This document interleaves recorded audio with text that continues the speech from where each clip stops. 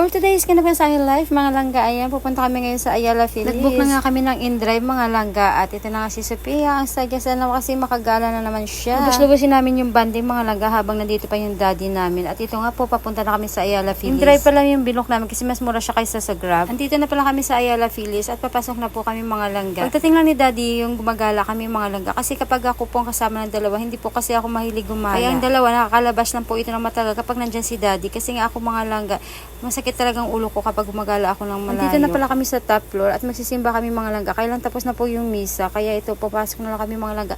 At syempre, magdasal na lang po kami, mga langga. At magpasalamat kay Lord sa mga blessings.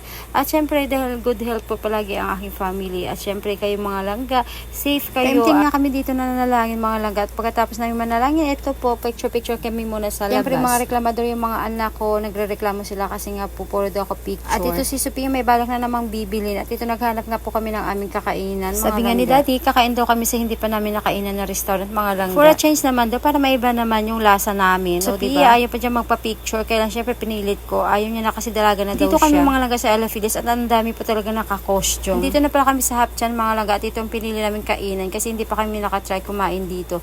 Tikman namin kung masarap din po ang kanilang pagkain. Ay, legit, mga langga, ang sarap po talaga ng kanilang pagkain at sobrang busog ko talaga dito. Napatanggal pa ako ng belt kasi nga sa sobrang laki na ng tiyan ko dahil hindi sa busog. Hindi pa kami nakapag-pray, kaya lang hindi na matiis si Sophia ang gutom niya. Kumain na siya, mga langga. Magdasal lang nga muna kami bago kumain.